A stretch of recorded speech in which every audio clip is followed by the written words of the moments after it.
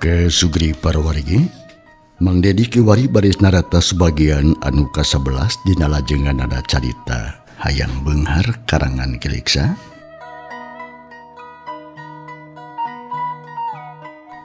Sakumaha naskah ieu carita kantos dipaluluh di bagian anu ka-10 hanca poe kamari. Padaran Mang Dedi kapegatuan dina mangsana medarkeun kaayaan alam isuk-isuk di wewengkon Gunung Rawit atau napi Gunung Pangrawit, khususnya kaki Rawit kairing kumang kamin Kalisaria harita anyar mulang ti tegal monyet telonya sanggeus sararengsena masihan sasajen. Tah kumaha tu para pamirsa, lajenganna ieu caritanya langkung paos namah mangga urang sami-sami Bandungan ku sadayana kaayaan alam ti beurang di wewengkon Gunung Pangrawit.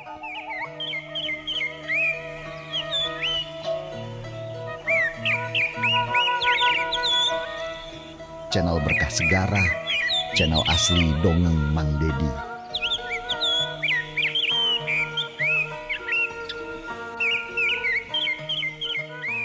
Recetna sorak manuk mapesan kayaan alam harita.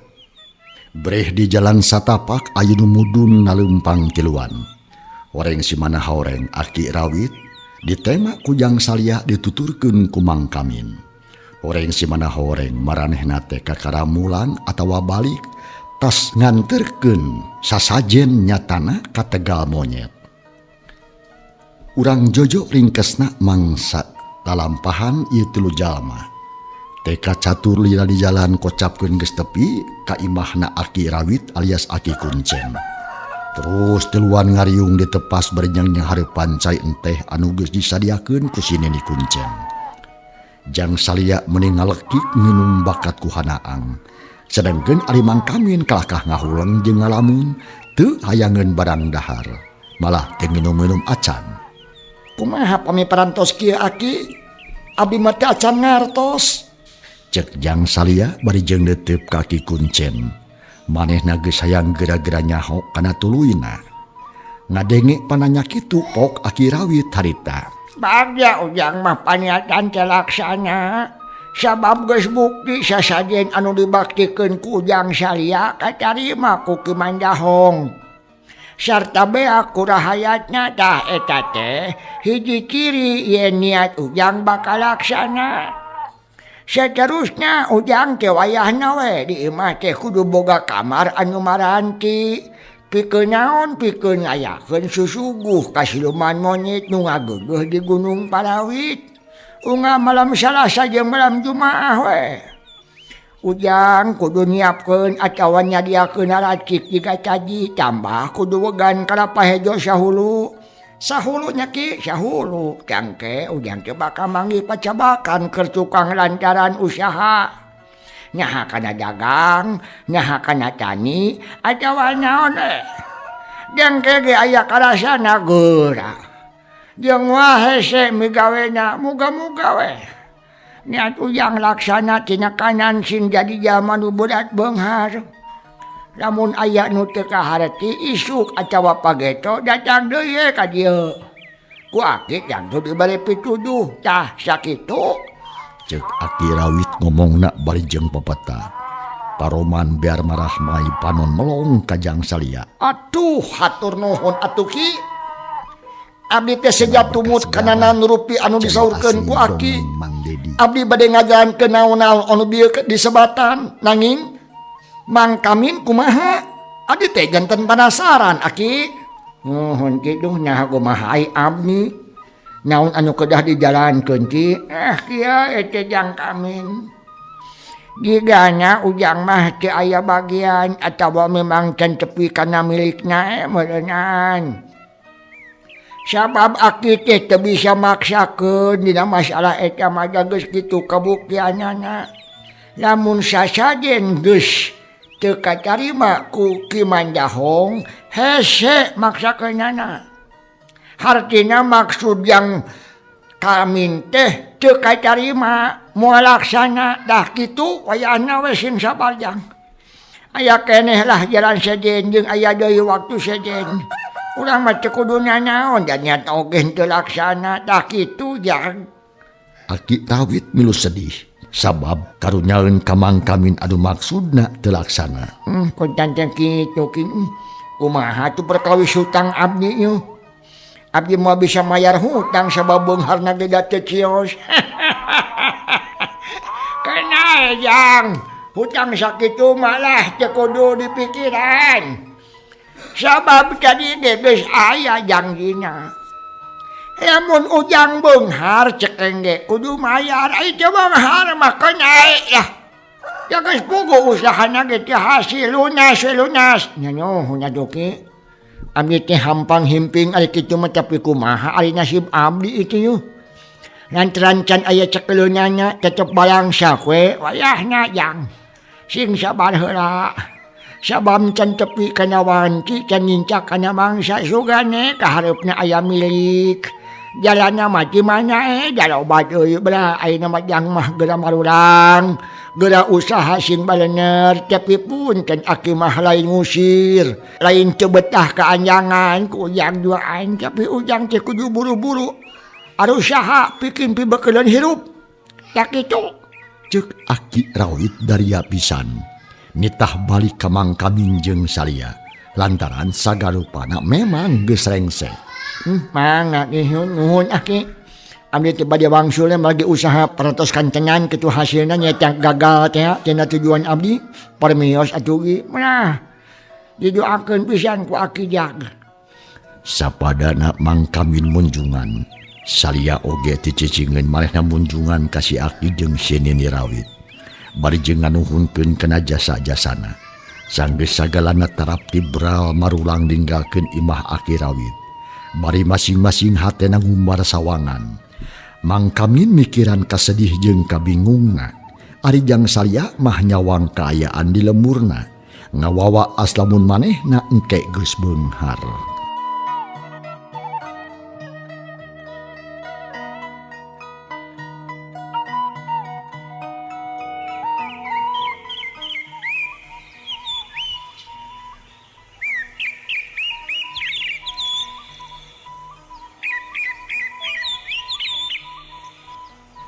Kasugri para wargi gancangna lalampahan anu duaan geus tarepi deui ka jalan ngolecer anu kungsi dipake ngobrol waktu mimiti tepung teh rag duanana eureun terus dari heula sisi jalan malahan mah milih tempat anu ieuh. Yang saya tetena mang magoreng nasib jang can tepi kada miliknya meureunna dageungan sasajen teh teu ditarima ku sakadang mandah monyet. Tapi emang milu bunga jeung bagja lantaran ujang mah hasil. Ceuk mangkamin bari jeung Sri Koneng ngamimitian muka obrolan ngebrehkeun eueuning hate. Mohon pisan mang. Abi teh ngarasahan jelu lantaran teh hasil sarerea. Parandene kitu teh kedah alitnya manahnya mangnya. Da aya keneh jalan sejen pikeun ngahonta cita-citana. Usahakeun deui we atuh sing laras-laras buat teuing sanes ka dieu bagianana. Kitu cioskeun we ka Gunung Karuhun teh atuh mang. Jawab jang Salia dari pisan. Manehna oge milu manghandeukeun ari sabab baturna teu laksana beunghar. Nya jang kapangsa we ayeuna mah mang carek ngalalana deui we mang mah. Sabab moal waka balik ka lemur lamun can hasil anu dimaksud. Jigana mah rek tuluy we mapae laratan ka Gunung Karuhun. Sugan jeung sugan jidinya mah aya milik. Tah ayeuna mang arek make jalan nu itu jang tuh. Pileuleyan jangnya engke mun kaparengan aya waktu mang carek ulin ka galumpit ka imah ujang. Oh mangga bang diantos pisan ku abdi mang. Aroskeun we pun Salia. Channel asli. Geus teu birek deui jadi tumah mang. Da abdi teh jelema pamiskin geus sohor. Ngan abdi oge aya niat hayang ulin di ka Cikarang ulah disaha-saha nya mangkamin. Nya cangco we tuh jang. Moal disaha-saha ku mang ge. Rek ulin mah uline gerajo kaditungan ulah ayeuna sabab mang pan rek ngalalana heula. Jawabna mangkamin kalawan Daria. Manehna atoh boga sobat anyar teh. Sanggeusna siliduakeun leos arinit ka masing-masing tujuanana. Mangkamin rek ngalalana deui, ari Salia balik ka lembur galumpit. Lantaran naon lantaran niatanana geus laksana, geus hasil munjung muja muhit ka monyet. Ngan kari ngadagoan hasilna.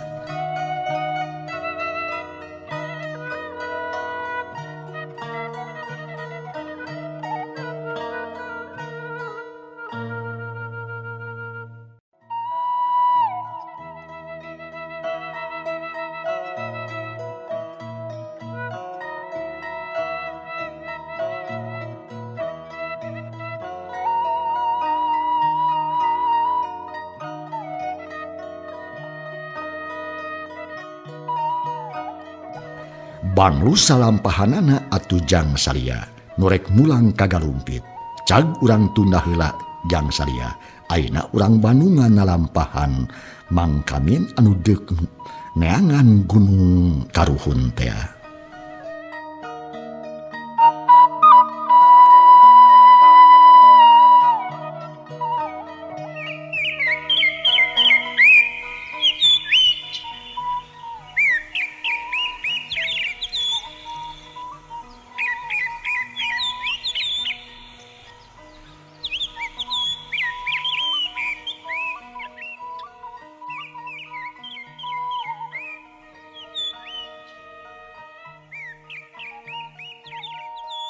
Mang Kamin awakna lungse capek ngadigli lempang sorangan eueuh batur pakumaha sanggeusna ngalaman gagal dina usahana hatena mimiti mandeg mayong lantaran babari pisan beak harapan geus kitu adatna Mang Kamin mah malah pangna jadi jelema kelud kedul oge atuh kulantaran boga adat goreng nyeta babarian beak harapan jeung sok ara lamun seug manggih kagagalan.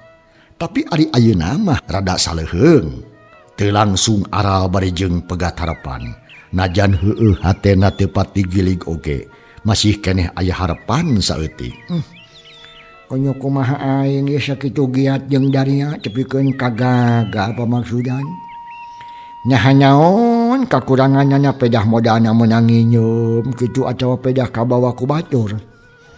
Jiganya mah niat aing cepat cibuleud meureun. Nu akhirna gagal di perjalanan ngan ukur menangin capek hungkul cak jauh teh cek Mang Kamin ngecobih ngomong sorangan bari jeung lempang maju ngaler mapai-mapai jalan satapak beral atuh lempang teh salilana mikir-mikir bari jeung lempang teh terus ulang mikiran neangan pijalaneun anu sakira bakal hasil ayeuna mah teu hayang gagal deui sabab geus karasa capena.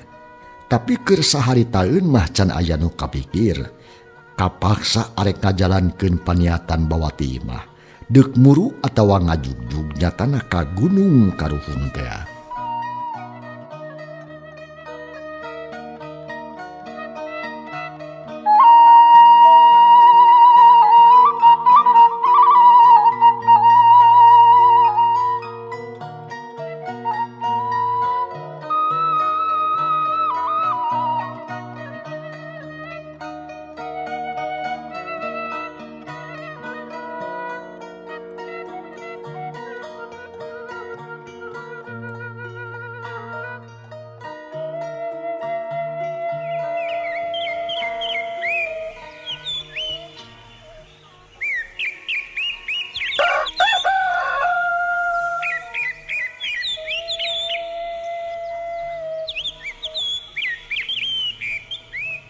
Lalampahan Mang Kamin sanggeus mapai-mapai jalan bari jeung nanyakeun kanu patepung di jalan.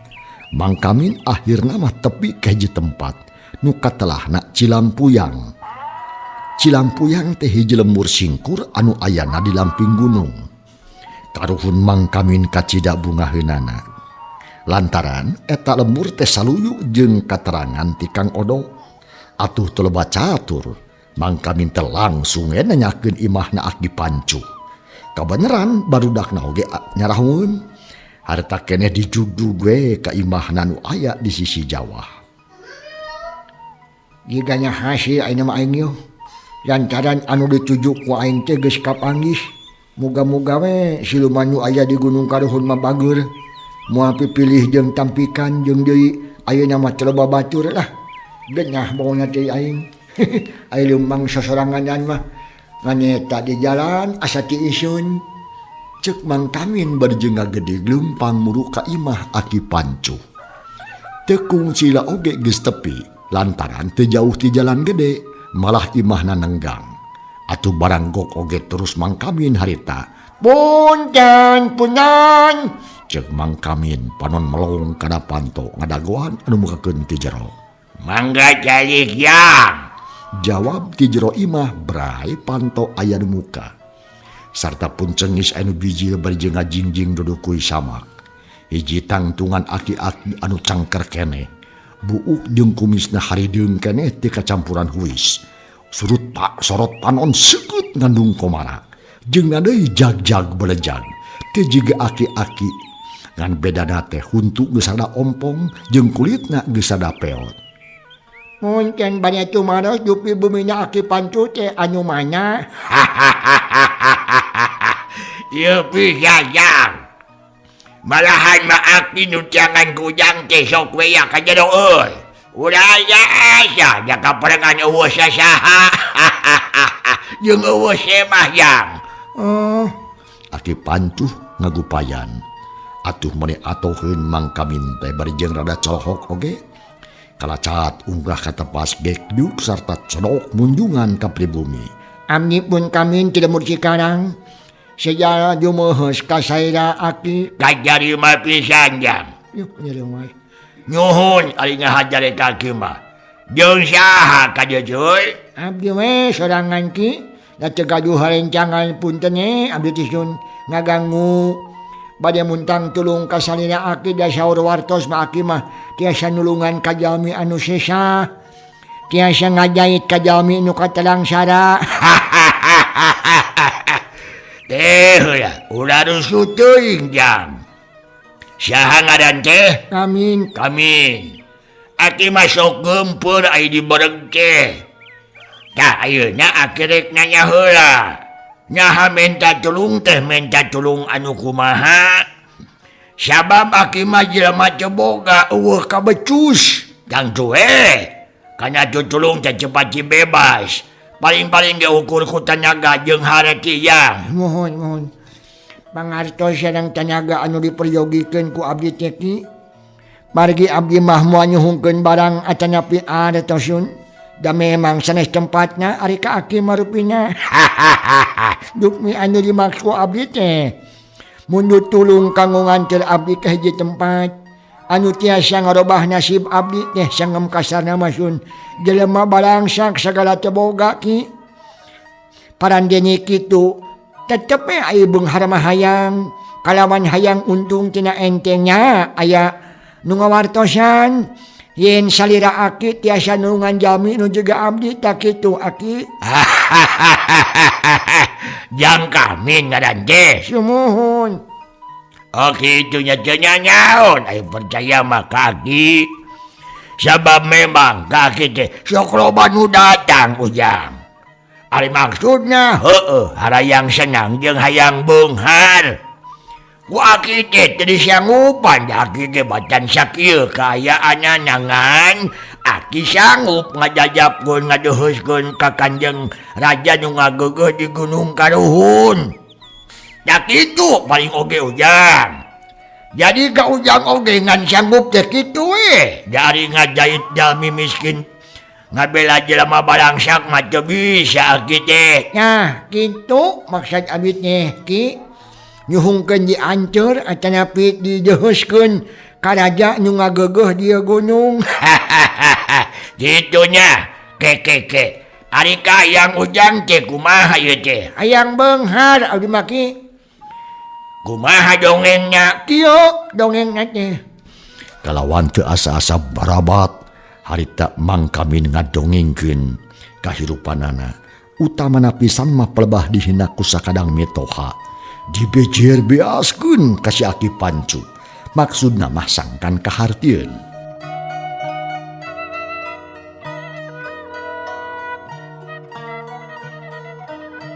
Channel Berkah Segara, channel asli dongeng Mang Dedi.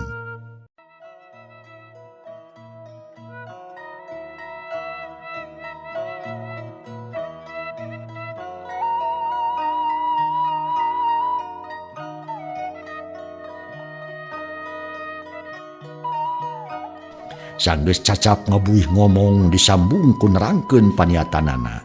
Tah kitu pengalaman abdi nyeri hati ku mitoha. Salajengna abdi teh sun hayang beunghar ni, hayang ngarobah nasib ulah kieu jeung kieu. Pokona mah panas jeung sedih ku mitoha. Yuh. Meuni pok deui. Nya kumaha mitoha ujang teh? Ih, keur mah awewe, heueuh mitoha awewe, keur mah geus kolot eta cerewetna. Geus. Jadi ujang teh hayang Beunghar ki. jika nyobabari ngomong teh.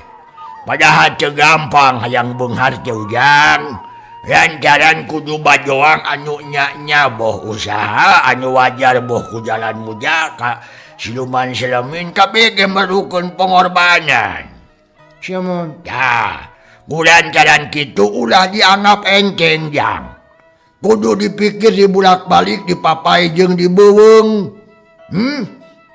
Ulah dianggap enteng. Kudu ditimbang-timbang leuwih asyak. Nyaha geus sayangi pikeun narima akibatnya acawa. Ngahartos ki siap lah. Da eta ge tos aya nu ngawartosan kitu. Heeh. Tapi kudu bener-bener kuat keyakinan ye. Kudu buleud pate kajan. Nyaha moal kaduhung kena. Lamun aya itu ieu kana awak. Moal ki. Ha? Moal. Abdi mah asa maksad nu ayeuna laksana we lah. Sawios anu kalangkung sareng nu bade karanyapan mah lah. Maengke we. Pokona mah ayeuna abdi hayang beunghar kumaha bae jalanna. Rek dijalankeun tah kitu ki. Kajeun ye kitu mah. Agi percaya jeung sanggup ngajalankeunana. Jadi uyang teh hayang loba duitnya. Nya ki. Hayang loba pare. Nya. Hayang loba harta banyak. Nanas. Jeung sajabana meureun. Nya. Pokona mah hayang senang meureun kitu nya. Nya. Hanas pisan ki kitu da kayo abdi teh. Mangawe eta mah nyangakeun sadaya-daya ka Aki anu parantos langkung uninga abdi percandan ka Aki anu baris ngabelaan ka dari abdi. Nah, sakitu pamaksadan abdi teh ki. Heug jang heug. Yan? Heug. Ku Aki rek dijalankeun. Keun bae eta mah da urusan gampang. Ngan ieu jang ieu teh. Aya hiji hal anu kudu diperhatikeun ku hijab jang. Nyata kudu buleud heula kayakinan.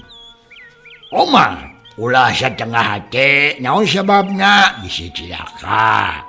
Sabab sagala rupa nu bakal tumiba kudu ditanggung jawab ku ujang sorangan. Yaki mah ngajar mah tukang lantaran kumaha cekap geus kapikir tapi kadinya acawa Panantos ki. geus. Panantos pokona mah lah cakedah cangcaya ka jadi abdi mah. Nanging kumaha atuh nu sorosna ki? Nyaha abdi teh tiasa beunghar acan api Bisa yang. tiasa ki. Bisa. Keheula coba kaseuri. Biasa bisa wae ari hayang mah hayang beunghar ge bisa. Tapi bandungan heula omongan Aki. Aki mah ngan sakadar bisa nganter unggul. Lamun diibaratkeun ka nu rek meuntas teh mah ngan sakadar jadi cukang. Cenah eta perkara salamet jeung henteu nya mah gumantung kana milik nu rek meuntas we. Tah, dina hal ieu mah nya ujang pisan sifatna. Jadi lamun aya itu ieu geus teu kudu mamawa deui ka Aki. Kabeh kudu ditanggung ku ujang Sorangan. Ya, sakitu amanat Aki. Kumaha kaharati acawa? Wah, ulah selempang ki. Sawios ki lah. Abdi anu baris nanggungnya pokoknya masun. Aya niat abdi asal niat abdi laksana we. Nya kumaha carana nya ki? Mangga mila saurkeun nyaon bae nu kudu dijalankeun ku abdi. Oh, syukur atuh aya sanggup mah. Aki meureun moal asa-asa ngajukeunna ge, ngajukeun permohonan. Aya kieu jang poho saha ngaran teh? Kamin. Oh, jang kamin. Perkara hayang beunghar mah gampang. Ayeuna keneh ku Aki arek dideuheuskeun ka Kanjeng Raja Siluman nu ngancik di ieu gunung. Ari tempatna teh di ditu tuh di belah tongo. Kumaha kahar teh gojang. Ngatos ki geuning gampil hayang beunghar teh nya. Ish. Gampangna mah gampang asa urangna luas jeung gede hate. Omat. Geus jadi baladi dieu mah ulah babari ceurik. Ulah sok ngumbar cimaca nyaon-nyaon anu kajadian kudu ditarima kalawan kasadaran. Tah sakitu we paminta ti Aki mah nya. Tapi ulah rusuh teuing ka ditu mah. Da aki ge nyaho ujang teh kacida laparna nya. Dong seuri da ngarti aki ge. Tisuk can manggih sangu. Lapar meureun. Aki Pancuh nunjuk kana beuteung Mang Kamin. Anu memang kukurubukanana kadenge lapar jeung hanaang hayang nginum. Aki meniwacis emang lapar pisan ki. Margi dia jalan cemendakna da seorang warung oge teu gaduh artosnya. Kabang sawe nyahan lapar. Nuhun atuh ai ka hartos mah. Nya bada dipaparin da kitu abdi teh ki. Ceuk Mang Kamin marah mai bunga. Lantaran kahayang nakacumponan bae ku Aki Pancuh. Yang tuju bere daang bae. Sabab aki kita ngarasakeun jang kanu lapar teh malahan mah rek dihormat. Sangkan daharna nikmat. Rek disuguhan daang jeung goreng lauk mas. Jeung lauk mas? Lauk mas waking haja. Mun geus daang mah tangtu rek nanyak teh jag-jag. Moal mopo di perjalanan. Ngan jeungeunna ujang teh kudu ngalak sorangan. Lauk masnya teh. Sedang lauk masnya da aduh.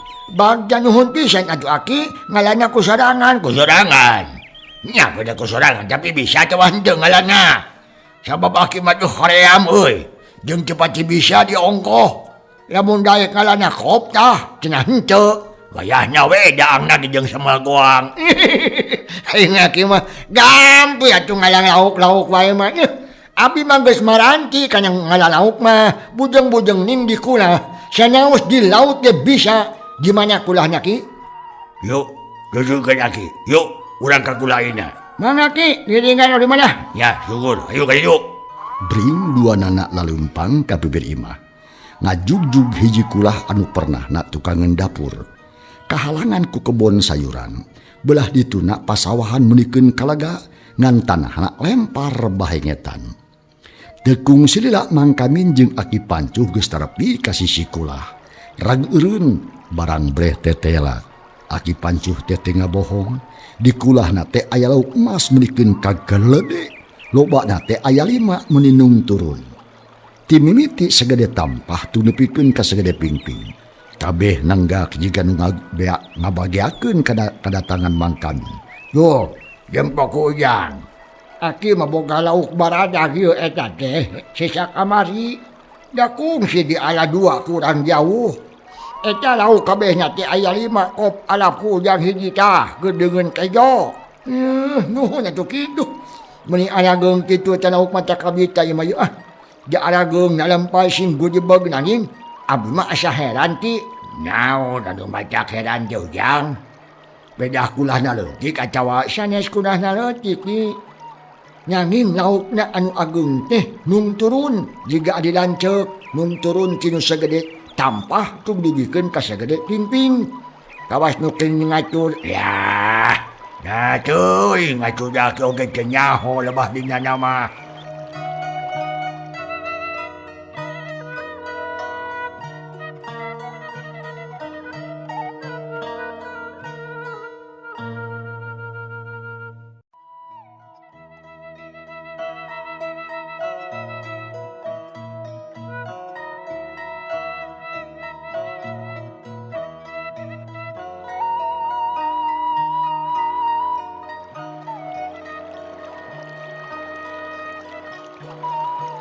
Ya, nah cuy ngacudak oge teh nyaho lebah dina nama. Jeung na deui dina waktuna melak mah sarua teh jang. Ngan ukur beda saeutik. Geus urang bacing omong anu teu puguh ah. Sabab eta lauk kudu dialah hiji ku ujang. Mun lele da bisi burit manten ka gunungna sok. Geurang ngalah hiji kainya. Heula ti ah. Abi teh mikir heula yo nyaha mana anu kudu diala yo. Asa bingung ninggal kieu maki bilih nyalahan. Jeung kudu asa-asa kop-kop we kalinya milih sakayang ujang. Sabab aki marido da geus biasa sok kitu kanu sejen ge. Ulah rek ngarasa kagok yang da ngahajakeun nyaliakeun ujang. Eta mangan kari milih we nyaharek nu gede atawa rek nu leutik. Pek geura aya. Ulah lila teuing mikir. Cek Aki Pancuh bari jeung nunjuk kana lauk emas. Nu harita ting gereboy estuni mata lucu, ting kudibeg mata kabita. Pantas nate pundukna pungkil. Ada bingung wae ki ari nu plutnik. Bisi moal subuh. Ari nu gede bisi cebeak. Nyaha kudu kumaha nya ki? Cik atuh ki bejaan kudu di mana? Alah, anu tengah we atuh. Jigana eta mah meujeul kop ala. Oh nya. Nu eta mah jigana meujeul nya ki keun urang ala ah. Di abdi mas biasa ari kana ngala lauk mah. Moal kudu hese. Cek Mang Kamin bari jeung seuri. Terus singkir dengan kampret dilaledkeun kitu deui celana komprang digilingkeun. Sanggeus kitu juru turun ka kulah ati-ati pisan bisi laukna kagebah. Panon Mang Kamin melong ka lauk. Teu beda we jiga sero anu keur nyentip. Gah udah asa-asa. Da lauk aki mah lalineuk pe kue buru kadinya lah. Ewa. Gabrug kejemur Mang Kamin ngarontok lauk emas. Gudibeg benang anu panengah. Terus abrug-abrugan hayang leupas. Atuh meuni pakukis Mang Kamin teh. Sok sieun lauk ngalepas deui meureunnan lantaran tetela leueur. Aduh, gayaki reueur. Cek Mang Kamin bari jeung terus nyocok asang lauk. Sangkan cicing teu adu grajer. Tetela lauk teh leuleus dipencet asang nama. Cakakak Mang Kamin harita. Hasil ki babari nyawak lauk hiji mah. Jiganya teh dagingnya pungkil komo hulunya. Cek Mang Kamin bari jeung terus nyisi deui. Babari bari nangkeup lauk emas anu gegerpekan keneh buntutna. Gegela ujang mah geus bincer. Jiganya geus tumat ngalauk ke ja. Alus jang, alus. Aki Pancuh atohun kataji ku kabisa Mang Kamin dina urusan newak lauk. Kalacat Mang Kamin unggah ka darat baju jeung calana barase. Lantaran teu bisa diapik-apik da puguh lauk abrug-abrugan dina cai. Ceret kana beungeut jeung pakaian. Yuh, meni ampeg kieu ki jiganya aya kana 2 kilo mah yo. Cek Mang Kamin bari jeung nanggeuy lauk emas anu budayut lintu. Estuding mata kabita. Lauk teh masih kene ngap-ngapan. Sakapun gegerpekan atuh mata kuatir. Tapi ku Mang Kamin terus dicocok asangna. Bener ya. Pasti aya 2 kilo mata subuh yo oge ku eta mah da pungkil jeung lintuh yung we ya bawa ka dapur. Bikeun ka sini ni ulah asa-asa. Mangaki. Leos Mang Kamin muru ka dapur. Di lawang geus ngajanteng nini-nini nu ti tadi nempokeun kana alampahan Mang Kamin. Atuh barang jo Mang Kamin datang. Nyeh sini nih harita. Ngarek be aku sorangan itu ujang. Meni pohara toing. Yo. Aku mah engke ni pami TCF mau ku abi naon dapatnya pami bantuan ku aki jeung nini cuang na ngariung. Cek Mang Kamin bari song mikeun lauk. Ku sinini ditampanan bari pok harita. Ha bener kan atuh. Urang kumaha jeung urang asakannya tapi hayang di kumaha ujang rek digoreng atau rek dipais. Goreng we sin garing teh nya. Dipais mah lina dah. Hau atuh jong dagoan di tepatnya ke. Lamun geus asak rek dibejaan ku nininya. Nya ni.